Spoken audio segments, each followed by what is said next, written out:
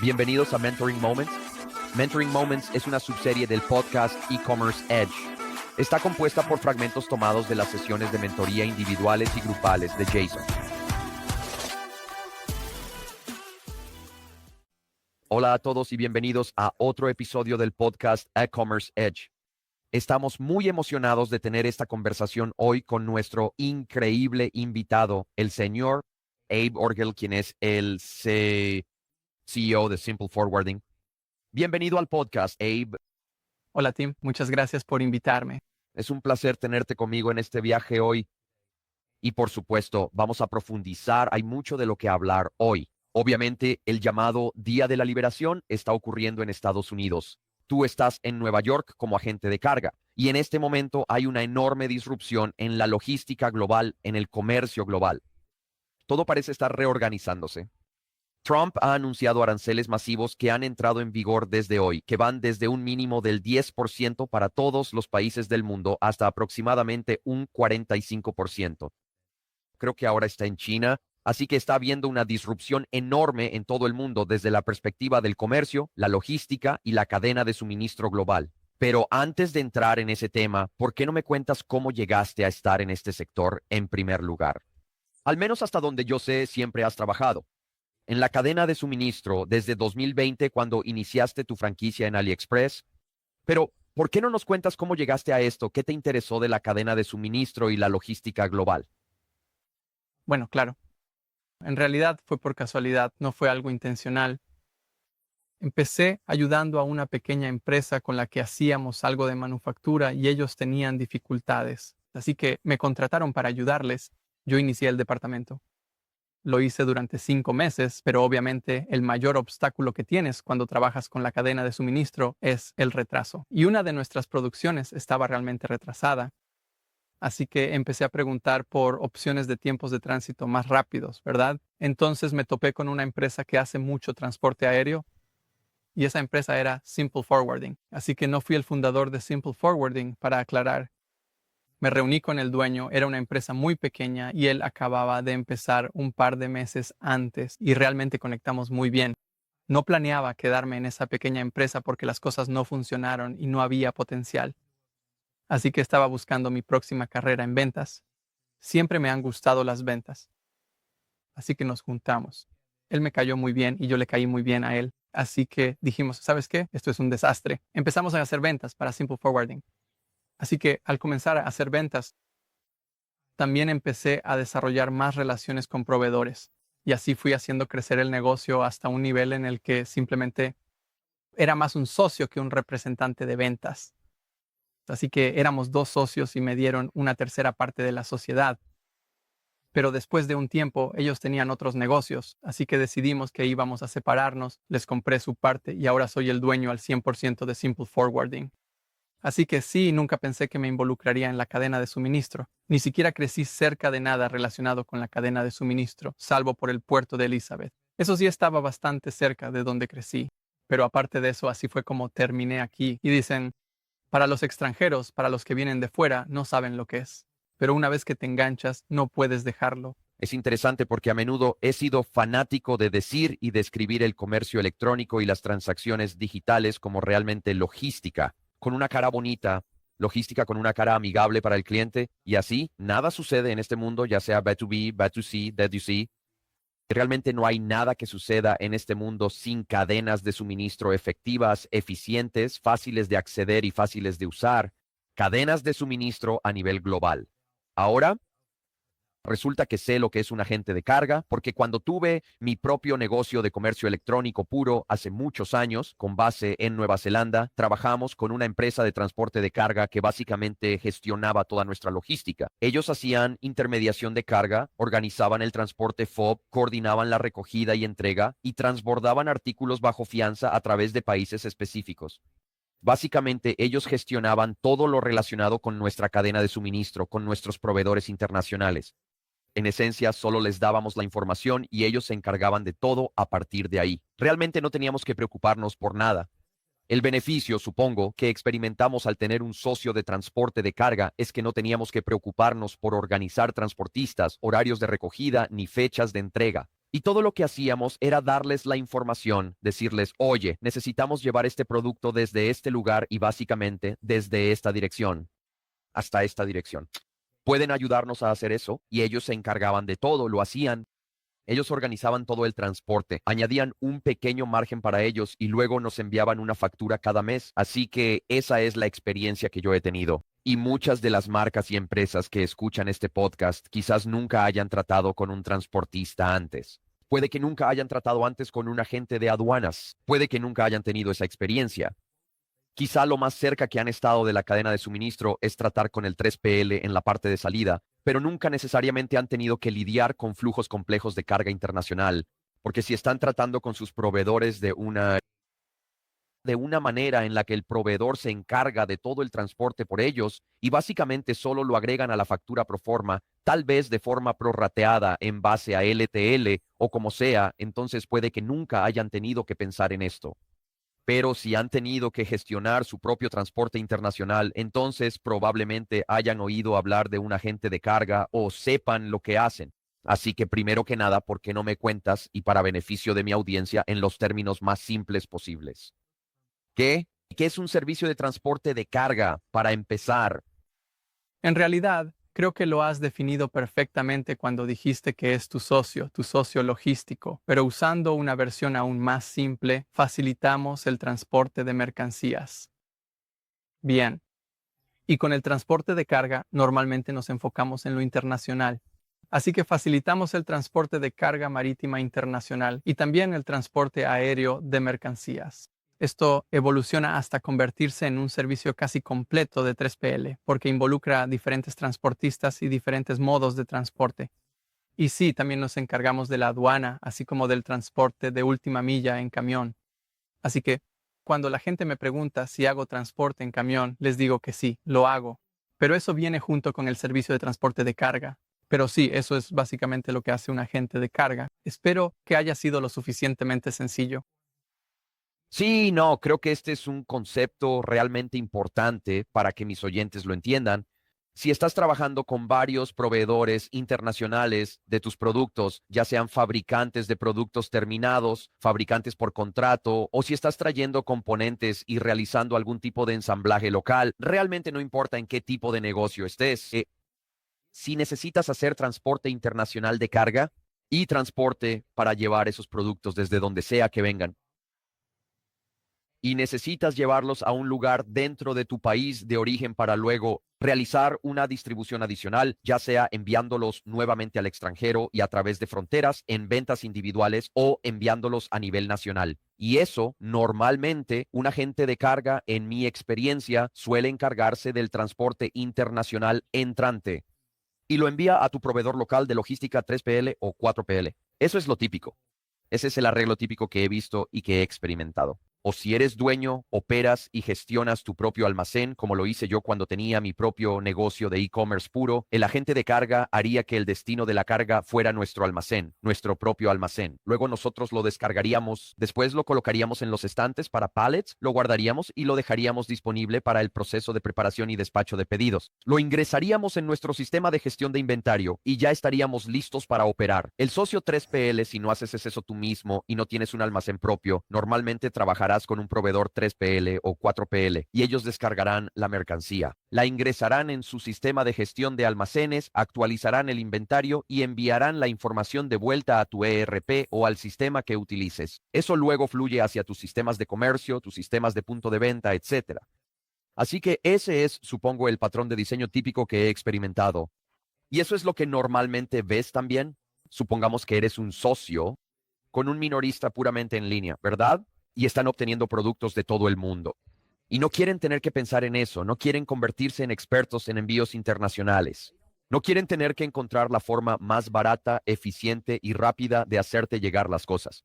O, por ejemplo, durante el COVID lo que vimos fue que los transitarios se vieron abrumados de trabajo porque era como, bueno, nuestras cadenas de suministro habituales se han roto.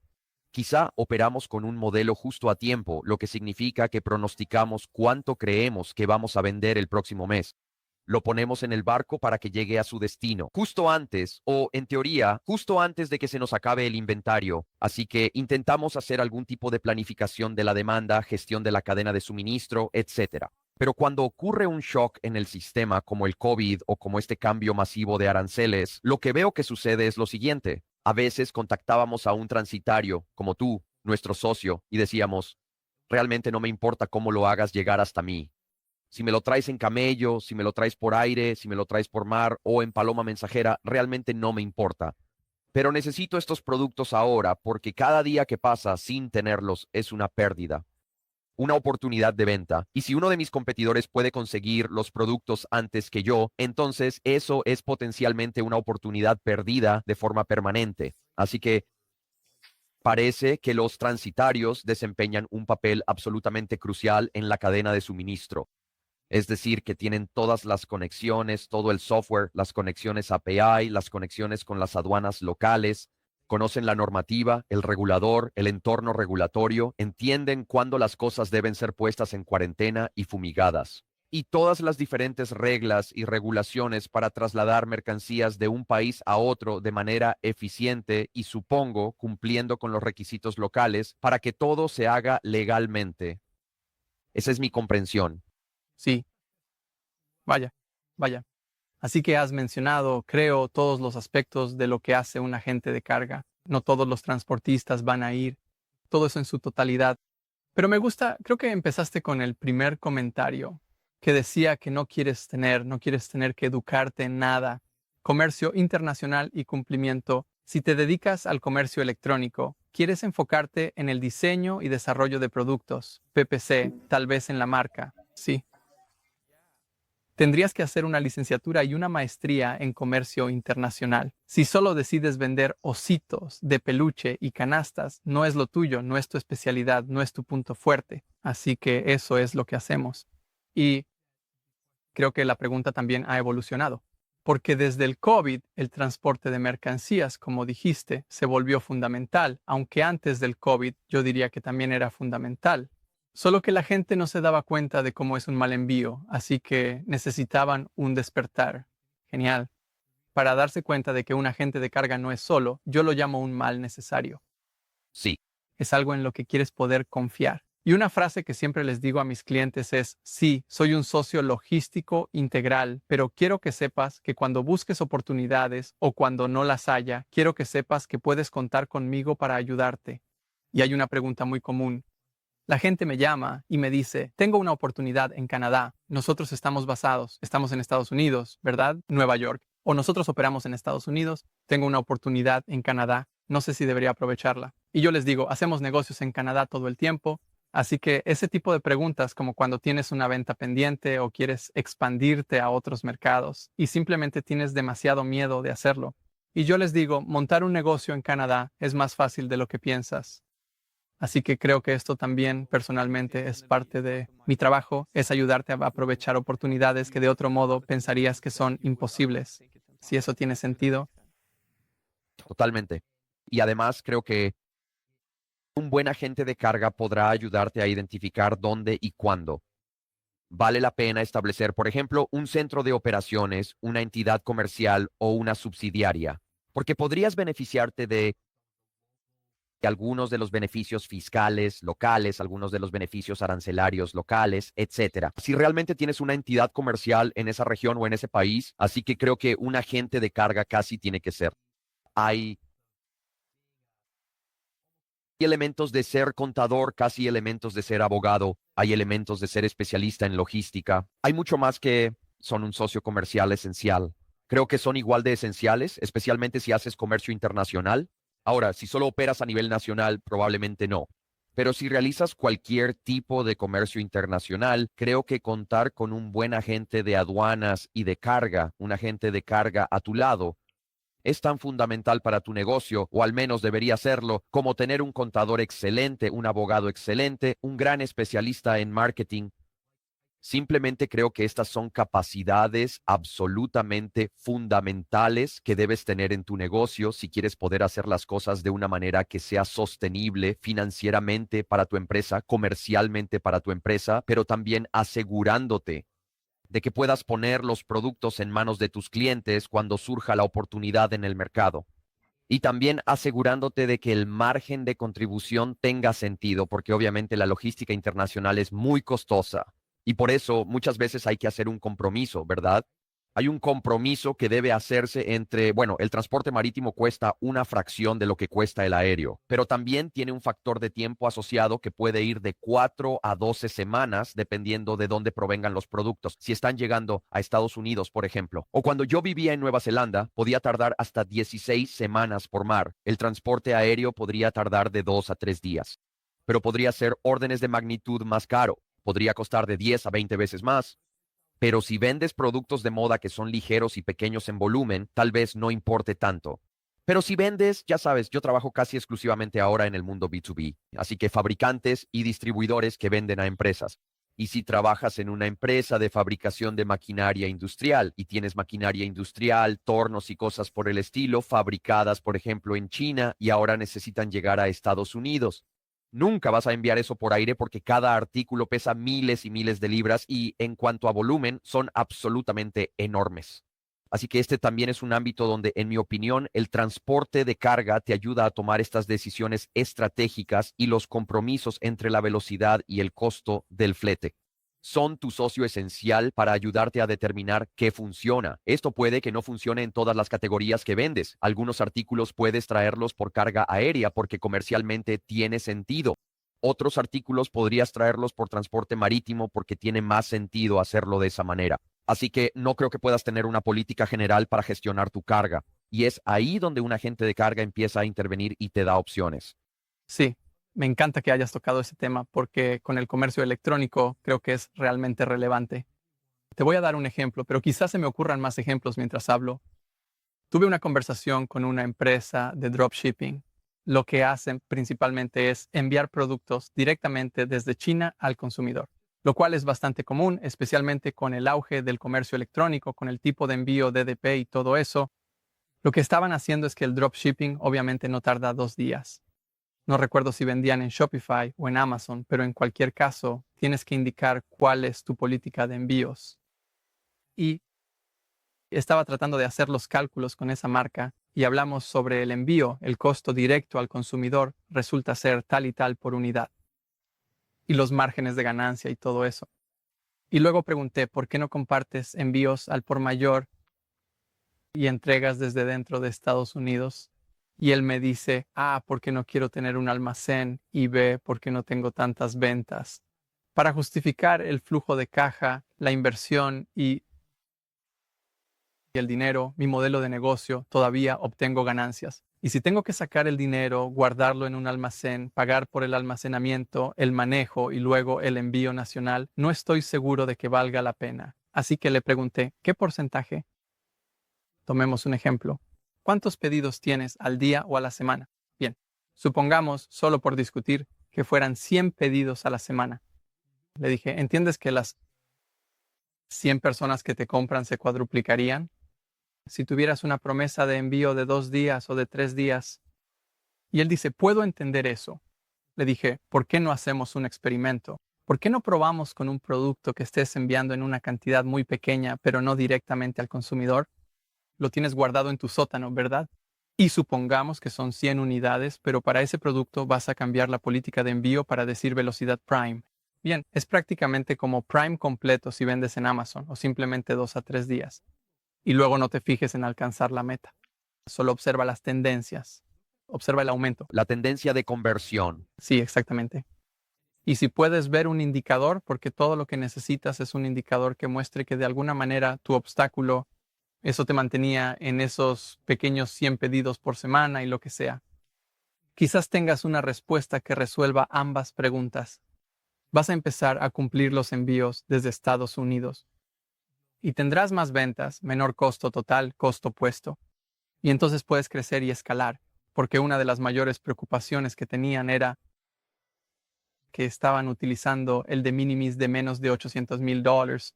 Y entonces decían, no veo cómo podría justificar enviar cantidades más grandes y pagar los aranceles. Y ahí fue donde empecé a hacer los cálculos y a mostrarles, y no es que este método funcione para todos. Por otro lado, habrá marcas que sí deberían hacer venta directa al consumidor.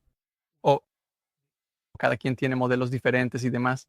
Pero con el comercio electrónico creo que es aún más relevante analizarlo, cada estructura. La venta directa al consumidor tiene múltiples estructuras. Puedes hacerlo desde China, puedes hacerlo desde Canadá, desde México. Puedes hacerlo desde dentro de Estados Unidos, pero puede ser FBM, Prime, autogestionado. Podría ser un tránsito más lento, especialmente cuando la gente está tratando de ajustarse un poco el cinturón. Quizás quieras ofrecer un producto más barato y va a tardar de 7 a 10 días. Tienes algunas soluciones de comercio electrónico como el e-commerce ágil, ¿verdad? Así que con el actual clima, creo que es realmente importante analizar múltiples estructuras y evaluar cada par de meses, volver a evaluar para ver qué funciona y qué se puede mejorar. Sí, ahora estoy totalmente de acuerdo. Y una de las cosas que está empezando a impactar, bueno, que va a impactar absolutamente a todos, si es que aún no lo ha hecho a medida que trabajan con el stock y el inventario existente, ahora que estos nuevos aranceles es una especie de arancel mínimo del 10% sobre todos los productos internacionales.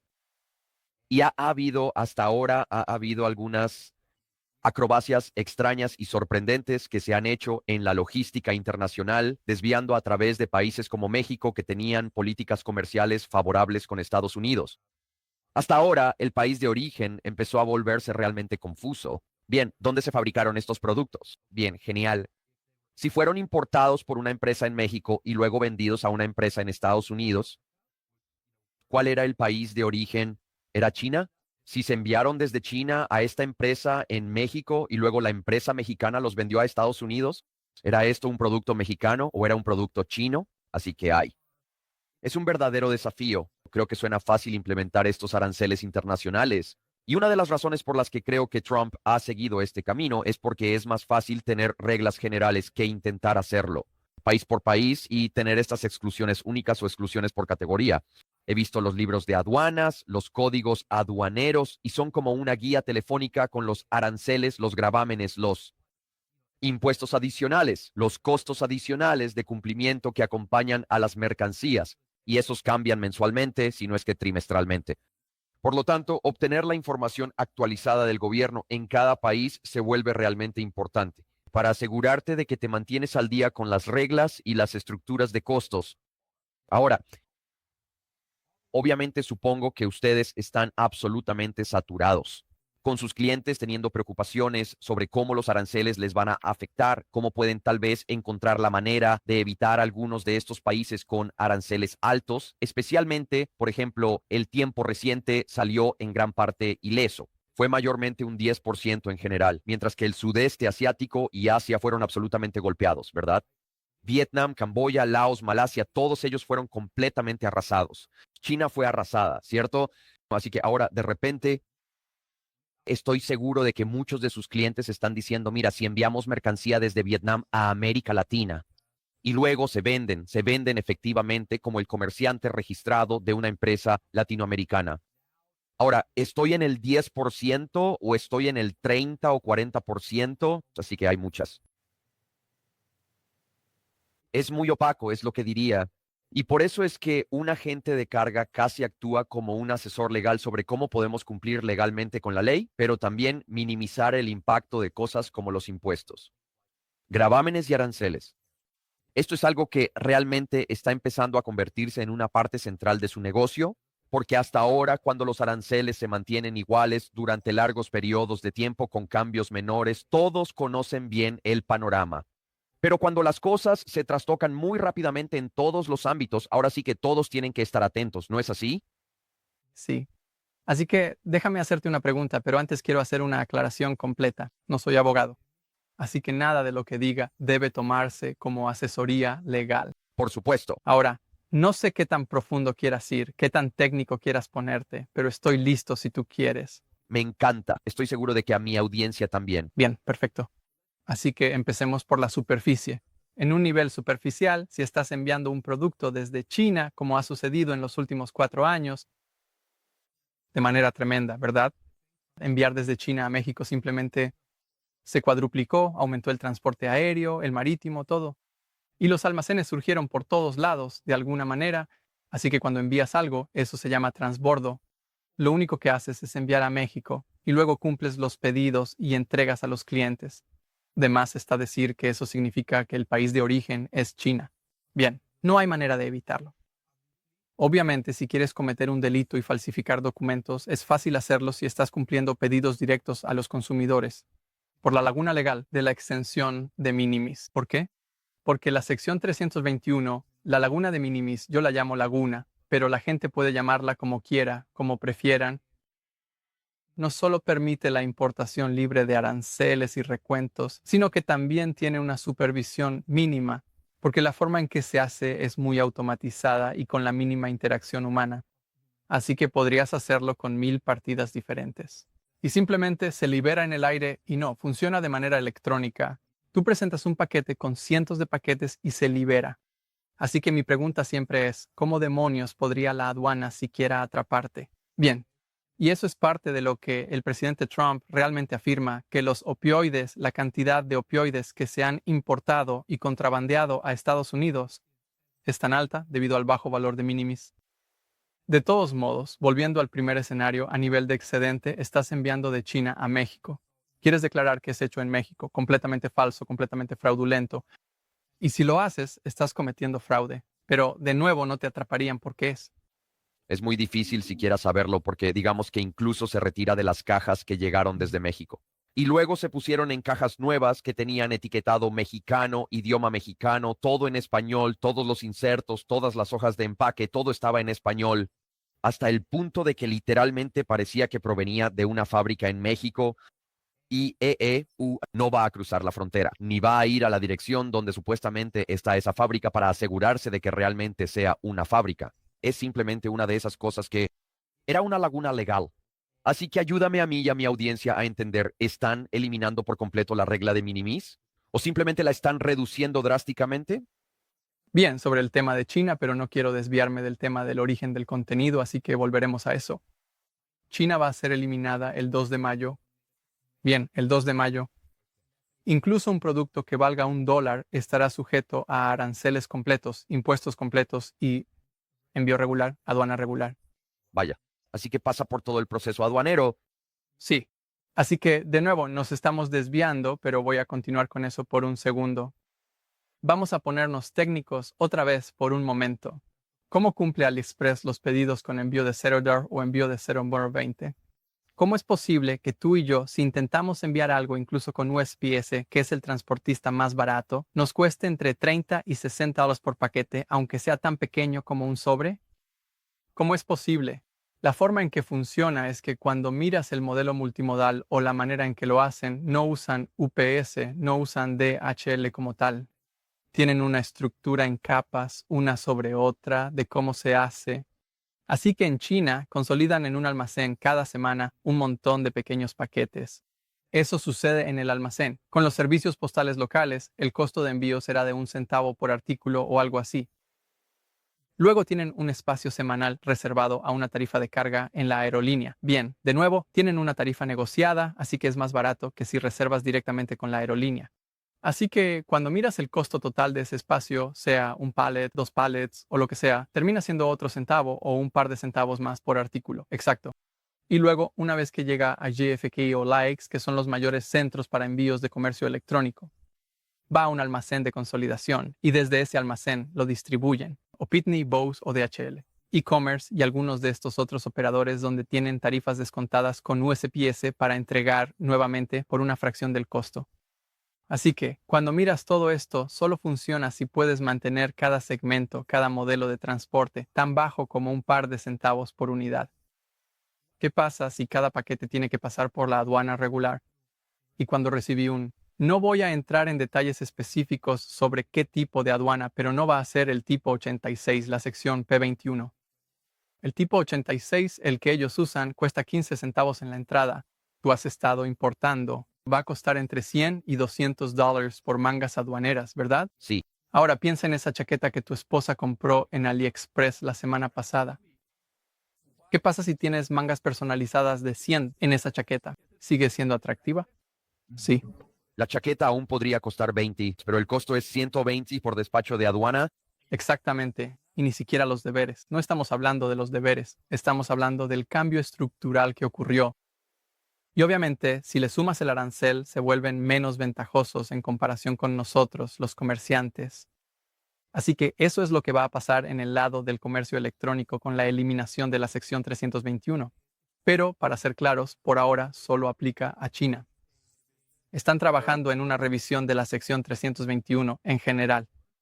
Pero, francamente, no sé cuán pronto será posible. Y no quiero dar información engañosa a nadie, algo así. Sí. Y no quiero decir esto porque no quiero dar un mal consejo. Eso es lo que trato de decir. Si vas a enviar comercio electrónico desde Vietnam, todavía puedes aprovechar la laguna. Pero de nuevo, eso es fraude. Así que la pregunta es cuán pronto Trump se va a dar cuenta de la tendencia de que más envíos de comercio electrónico están viniendo desde Vietnam. Y va a ser como, por favor, deme un respiro. No soy yo, es China. Sí, Pero déjame volver a lo controversial. perdón, déjame terminar esa línea de pensamiento. Entonces, no solo los productos que vienen de China ya no van a estar bajo el radar de la regla de minimis, porque la de minimis va a ser eliminada efectivamente para China. Así que ya no van a pasar por la aduana de manera acelerada a esa tarifa súper baja. Así que eso es lo primero. Y luego, además de las altas tarifas aduaneras por paquete, también vamos a tener, además de eso, un arancel predeterminado del 45% sobre las tarifas aduaneras para cualquier cosa que entre. Así que básicamente, probablemente estemos hablando de un 75% adicional. ¿Quién sabe? Podría ser un adicional, un costo 100% mayor de lo que es hoy. O incluso 1000%, porque si pagabas 15 centavos por el despacho de aduana y ahora pagas $125, haz las cuentas. Es un aumento enorme. Y básicamente eso rompe el modelo de AliExpress, Shein, Temu, todos ellos. Sí, Sí, rompe el modelo. No pueden salir adelante, por eso si la tasa saltó esta noche, justo anoche subió de manera increíble y va a seguir igual de alto durante las próximas semanas hasta el 2 de mayo. Porque lo que están haciendo es acumular inventario para moverlo. Firmaron un montón de contratos de arrendamiento en Estados Unidos y están almacenando todo lo que pueden. Me molesta porque si vas a hacer algo por el presidente Trump, si vas a hacer algo, más vale que lo hagas bien. Pero ahora les estás permitiendo. Ok, vengan, instálense y luego lo cierro. Pero espero que de cualquier manera las cosas se calmen. Y ojalá, siento que no solo los vendedores de Amazon, no solo los vendedores de comercio electrónico, creo que los minoristas, mayoristas, distribuidores, todos sentimos esa parte de lo que se fue a Temu y Shein. Las estadísticas de, creo que fue 2022 o 2023, estuvieron cerca de medio billón. El comercio para el tipo 86, para el de minimis, pero puedo decirte que realmente en 2024 realmente despegó. Así que no sé el número, pero es mucho. Y si lo miras, el número que USPS te está dando para el de minimis es A. Falsificado porque todos saben que los números eran falsos. sí. Cuando China va a enviar algo, van a falsificar el valor, pero también el valor que ellos, lo que vamos a informar es su costo. Así que no es el precio real de mercado. Exactamente, cuando quieres saber qué impacto tiene en el mercado minorista de EU. No tienes ni idea, ni siquiera puedes estimarlo. Pero incluso si quieres adivinar y decir que operan con un margen del 20%, 80%, hablando de 100 y cuánto es. 1.500 millones en comercio. Si no me equivoco, si mis cálculos son correctos, pero eso es, de nuevo, eso es para 2022. Estamos hablando de cifras enormes. Así que yo soy muy franco sobre ese tema. Eso se nota en mi perfil de LinkedIn. He sido muy franco sobre ese tema durante mucho tiempo. Siento que el cambio hacia la manufactura comenzó en 1990 y esa tendencia ya se fue. Sí, Ya se fue. Así que, ¿quieres argumentar que hay que traer la manufactura de vuelta a EU? Mira, admirable. No sé si va a funcionar. Y realmente espero que Estados Unidos logren encontrar la manera de navegar estos próximos años. Pero, ¿por qué no detienes que el comercio minorista se vaya al extranjero? Porque eso es lo que ha pasado en los últimos años. Hasta, digamos, antes del COVID, la manufactura se hacía en el extranjero. Y los productos vendidos por Target, Macy's, FedEx y obviamente pequeños negocios como que son vendedores de Amazon, vendedores de comercio electrónico, de eso se trata. Bien, y eso cambió. ¿Qué porcentaje de los vendedores de Amazon ahora mismo son de China en Amazon y cuántas ventas perdieron las tiendas minoristas? para Temu y Shein. Así que estás permitiendo intencionalmente que el comercio minorista siga el mismo camino. La manufactura se trasladó al extranjero. Lo entiendo. La intención era traer productos de menor costo a los consumidores, porque decían, estamos perdiendo empleos de manufactura, pero lo recuperamos en el total agregado. Al tener más empleos en el comercio minorista, más vendedores en las tiendas, más logística, más contabilidad y todo lo demás que ocurrió como resultado de más ventas. Pero ahora lo que tienen, y fue sin que ellos lo supieran, es que permitieron que el comercio minorista se trasladara al extranjero. Y esa no era la intención al incorporar a China en la Organización Mundial del Comercio en 1990. Y creo que eso es lo más importante que debemos tener. Me alegra que haya comenzado con China y espero que continúe. Pero ¿quién soy yo para decirlo? Pero ¿cómo afecta esto a todas las empresas? Entonces, en efecto, ¿el comercio estadounidense con China va a detenerse efectivamente ahora? Se siente como si esto fuera un golpe mortal para el comercio de China con Estados Unidos. A menos que haya algún tipo de acuerdo comercial, que parece que eso es lo que Trump está tratando de forzar, es decir, mira, tienes aranceles enormes sobre los vehículos, tienes aranceles enormes sobre todos estos productos que llegan a China desde Estados Unidos, productos agrícolas, etcétera, etcétera. Tenemos todos estos aranceles enormes hasta el punto de que en la práctica todo el comercio es unidireccional hoy en día. Es unidireccional de China a Estados Unidos y casi nada va de Estados Unidos a China, ¿verdad? Están tratando de aumentar la demanda interna para que nunca más tengan que obtener nada de Estados Unidos. Y están tratando de aumentar la oferta de China, ¿cierto? Y están tratando de igualar eso para que ya no lo sean dependientes de los consumidores en Estados Unidos, dependientes de los consumidores en Canadá, el sudeste asiático, Latinoamérica, etcétera, ¿verdad? Pero todavía no han llegado a ese punto. Esa es la realidad. Si esto hubiera continuado por otra década, tal vez ese habría sido el caso y esta sería una conversación muy diferente. Pero la demanda interna en China no puede reemplazar la demanda estadounidense, al menos en el futuro previsible. Así que esto se siente hasta cierto punto. Trump tiene todas las cartas en muchos aspectos. Claro, a nivel interno puede ser poco aceptable. Por supuesto, a nivel interno, los estadounidenses se han vuelto adictos a sus productos baratos, a sus chaquetas baratas, a su ropa barata, básicamente a tener un costo de vida súper bajo en comparación con muchos otros lugares del mundo, gracias a todos estos productos baratos que llegan de China, ¿verdad?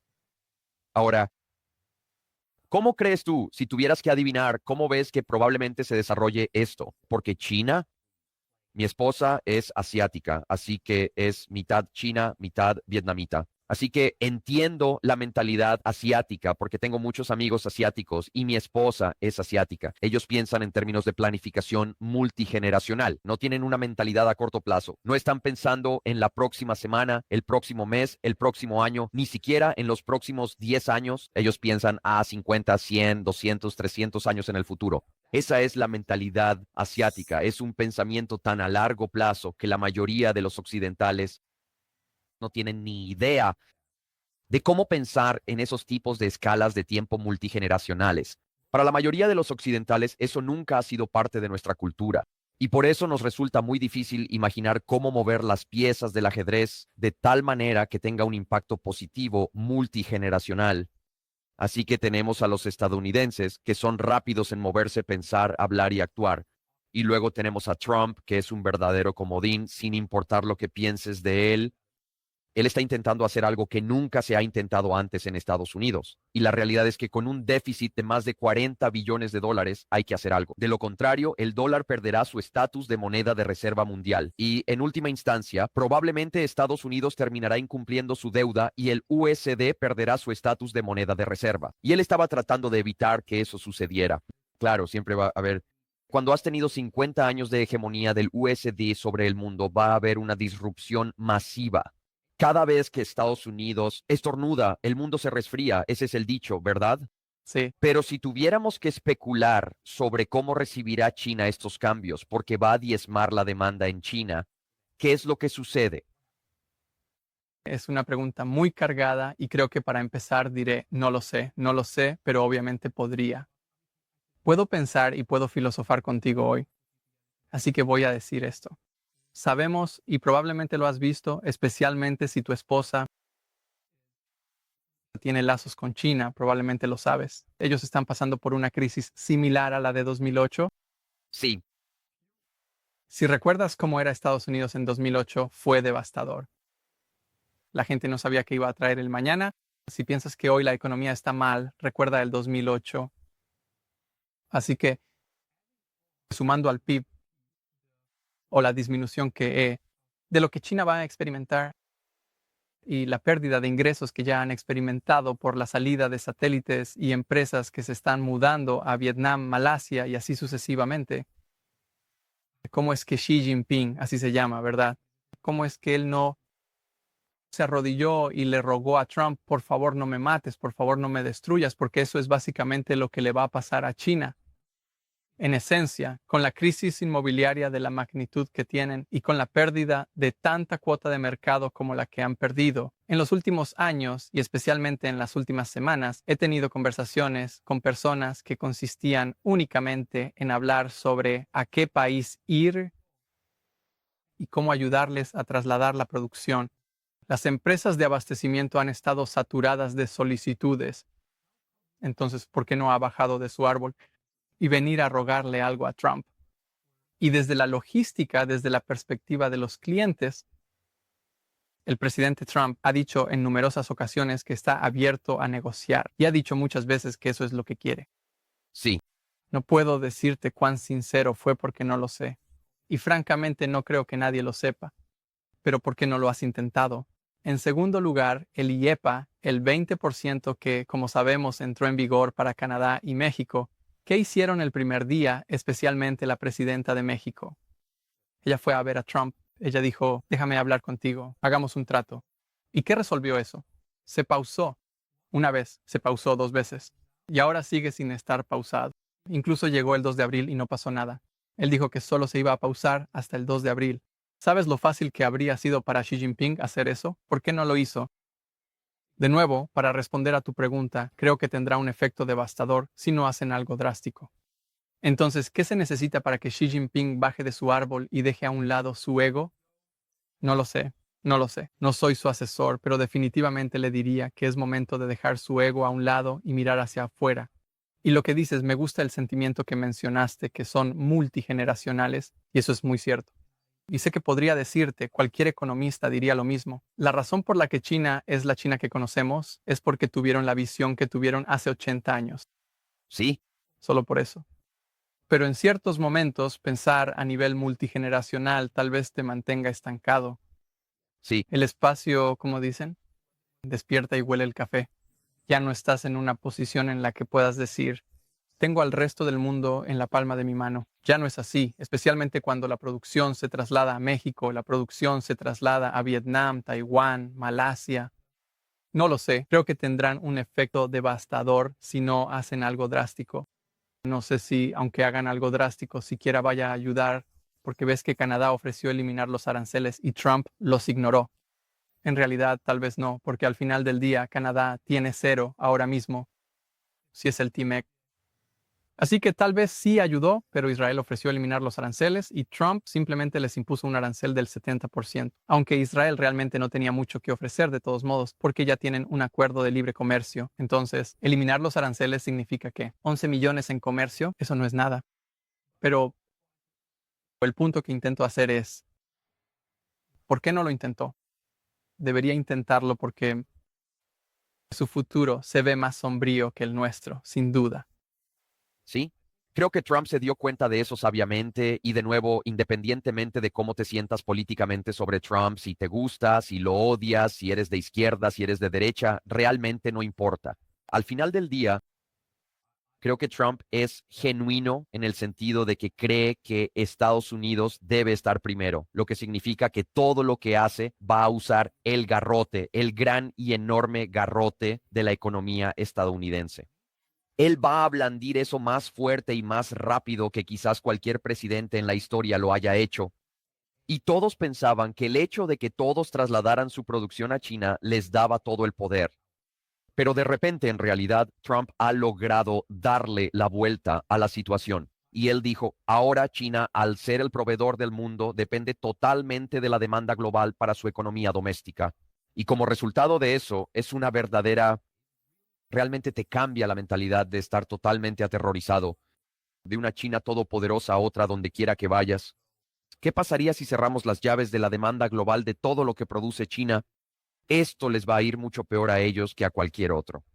Así que cuando tienes esta concentración de poder, sí le dimos el mundo entero le dio muchísimo poder y muchísimo dinero a China, pero es fácil revocar ese poder.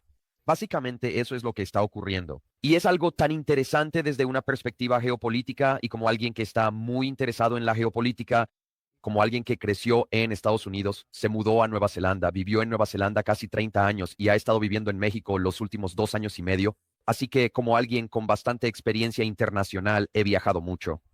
He visto el mundo a través de los ojos de Medio Oriente. Hemos estado en Dubái. Mi esposa y yo hemos pasado mucho tiempo en el extranjero, obviamente teniendo un matrimonio y una relación interracial. Me gusta pensar que tengo una visión bastante global de las cosas, en lugar de esa visión realmente limitada y típicamente estadounidense de las cosas. Pero incluso para mí, que he estado observando la geopolítica toda mi vida, esto no tiene precedentes, en el sentido de que incluso yo no tengo una visión de cómo se va a desarrollar esto. Es muy cierto, pero no creo que nadie la tenga. Iba a buscarlo en Google. ¿Has oído hablar de Alton Laufer? Él estuvo en el primer mandato de Trump, Alton Laufer. No creo que no he escuchado su nombre. Su método se llama la curva de Laufer.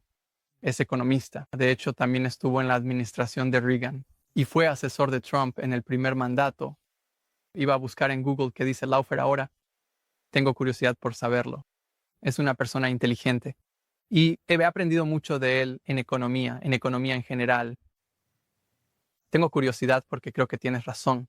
La magnitud de lo que estamos enfrentando ahora, nadie puede predecir qué va a pasar después. Y algo en lo que todos podemos estar de acuerdo, creo que tanto la izquierda como la derecha, es que Trump tiene en mente al estadounidense. Lo único que preocupa a la gente, y diría que tanto a la izquierda como a la derecha, es algo que nos preocupa, si él sabe lo que está haciendo o no. Y si después de todo, después de que se asiente el polvo, va a tener una nación que salvar. Porque ¿qué pasa en el ínterin? ¿Qué pasa? Quizás logremos traer de vuelta la manufactura, pero eso lleva tiempo. ¿Qué pasa?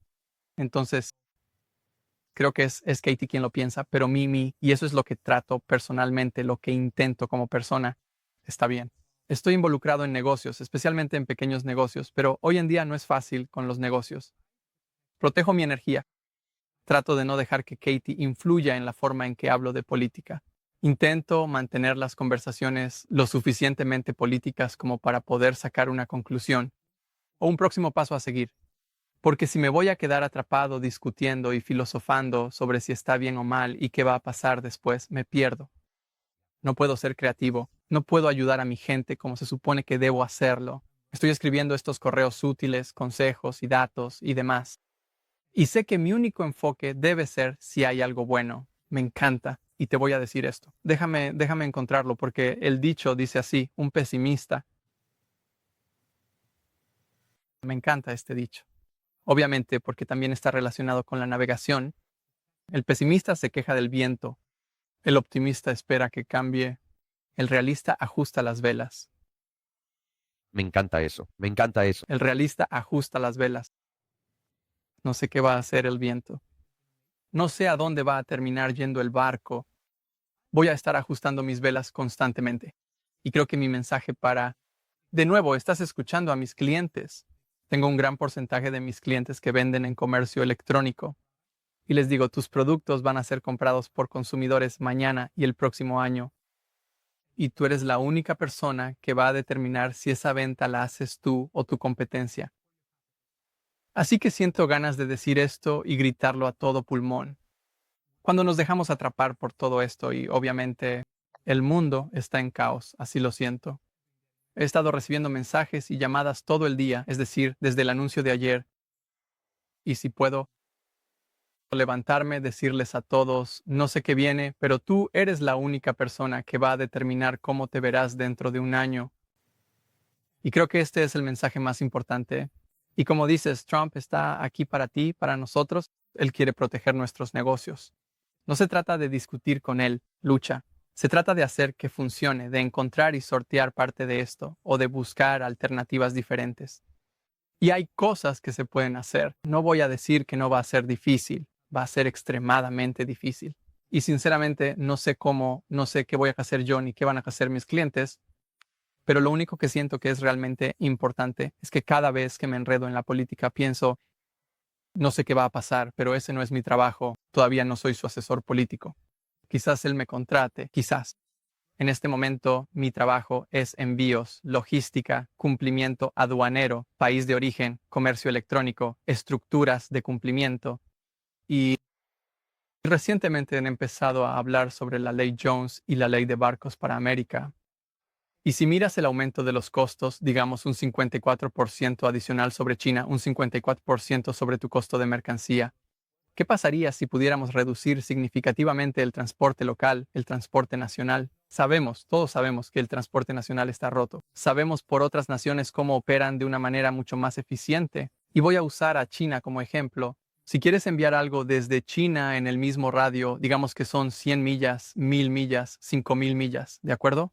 Ellos tendrán una forma más eficiente y económica de enviarlo y obviamente también más ecológica porque cuentan con barcazas y sistemas de transporte.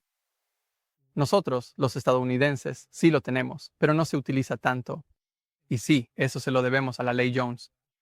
Pero hay formas de trabajar con esto, incluso con la ley Jones. La ley Jones básicamente protege a los propietarios de barcos estadounidenses, la construcción naval y demás, sin entrar en detalles. De nuevo, sin ponerme demasiado técnico. Pero creo, y esto es solo una parte de lo que siento, todos deberíamos unirnos para decir que hay formas en las que podemos reducir nuestro costo total para poder sobrevivir los próximos años. Y te daré otro ejemplo, porque él preguntó sobre China, sobre cómo se verá China. Pero quiero hablar de cómo un E.U, una empresa estadounidense, obviamente, va a tener efectos devastadores en ustedes como empresas. Pero si miras el 54%, y Trump lo llama los malos del comercio, ¿verdad? Malos del comercio. ¿Qué significa malos del comercio? Bien, malos del comercio significa manipulación de la moneda. Seguro conocen eso. Oh, sí, Ahora, la manipulación de la moneda en China ha sido admirada por muchos durante muchos años. ¿Por qué? porque se ha escrito sobre eso. Sí. ¿Qué lograron con la manipulación de la moneda? Obviamente, su PIB creció. Pero en mi lenguaje, en el lenguaje de los dueños de negocios, ¿qué has logrado gracias a eso? Que pudiste comprar productos más baratos. Así que esa es una pregunta que me hacen. ¿Van a negociar estas naciones? Realmente espero que sí. Pero son capaces de negociar. No lo sé. ¿Por qué? Porque si China deja de manipular su moneda, ¿qué pasaría?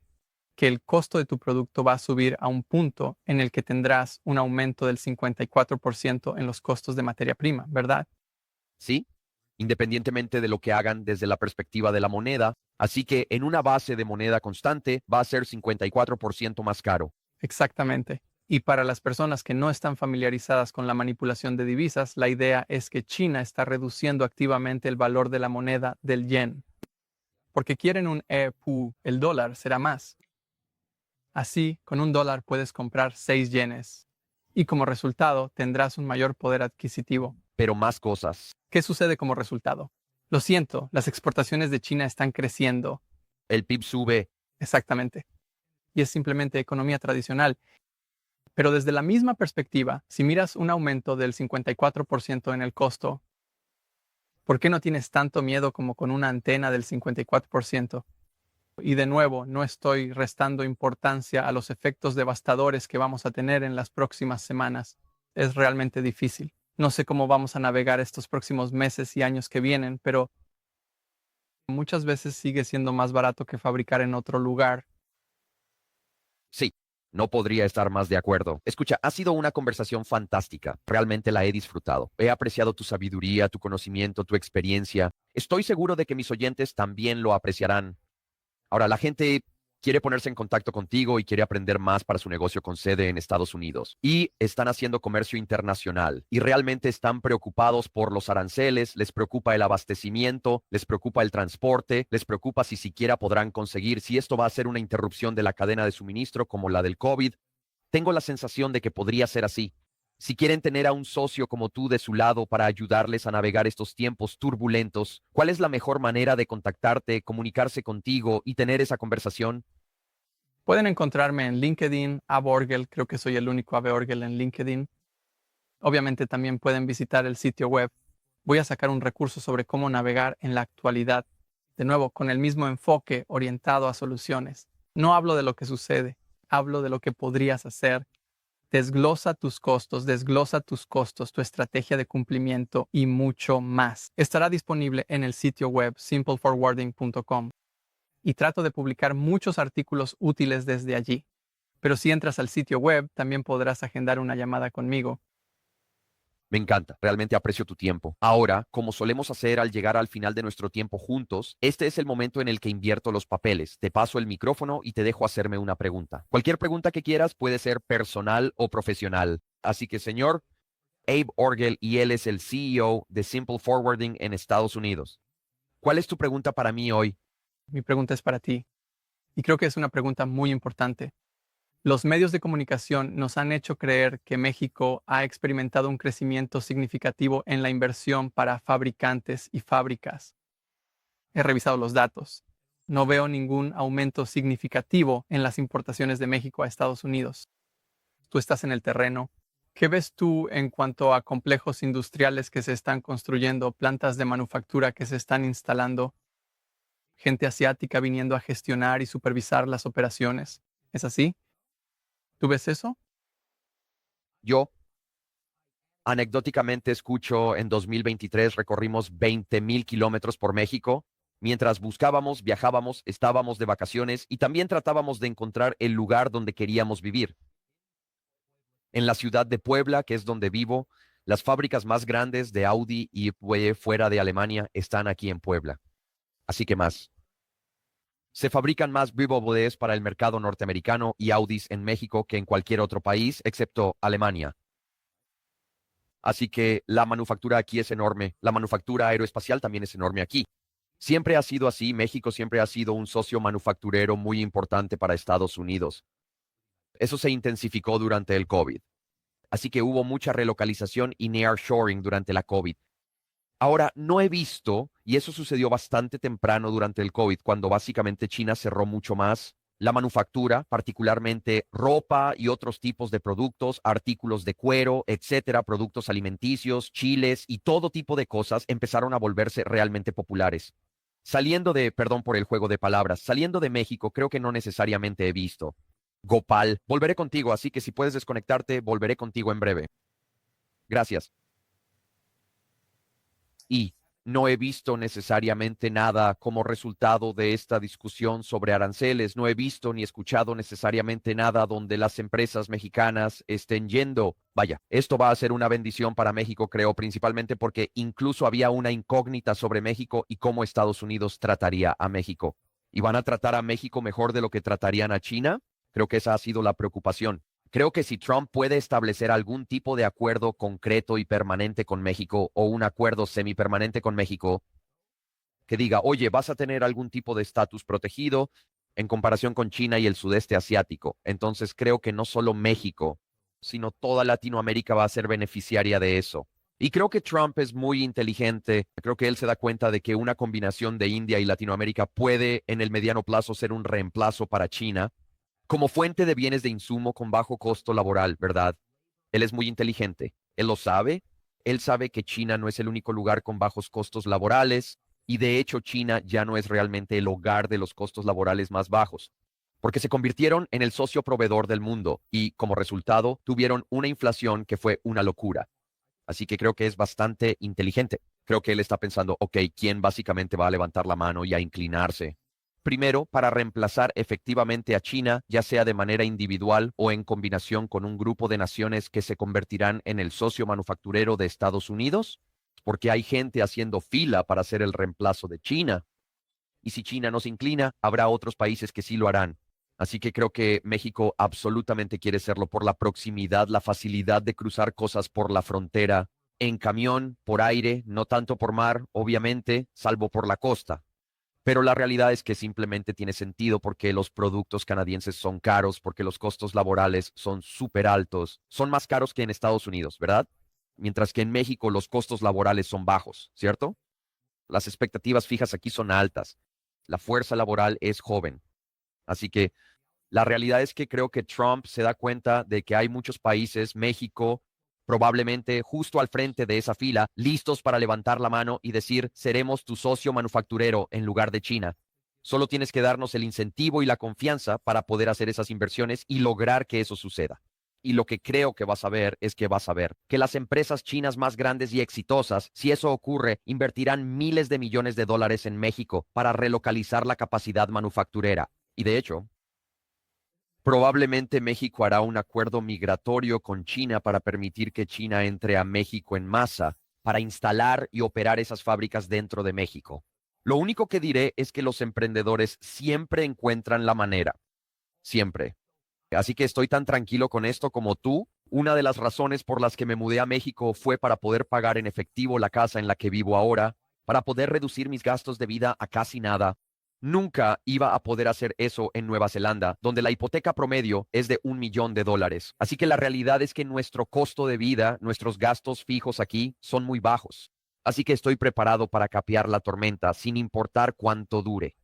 Y estoy muy entusiasmado con las perspectivas para el futuro, no solo de México, sino también de Estados Unidos y Canadá. Básicamente, estoy entusiasmado con las perspectivas de futuro de casi todos, excepto de China. Y así es como pienso, siempre encontraremos la manera. Y la gente no se va a morir de hambre sin antes luchar. Encontrarán la manera de comerciar. Sea cual sea el entorno regulatorio en ese momento, los negocios siempre encuentran la manera. Esa ha sido mi experiencia. Tengo 50 años, esa ha sido mi experiencia durante toda mi vida y no creo que eso vaya a cambiar ahora. Eso tiene mucho sentido. Si quieres recibir mentoría gratuita de Jason, visita greenwoodconsulting.net, desplázate hasta el final de la página y haz clic en Get Mentored by Jason.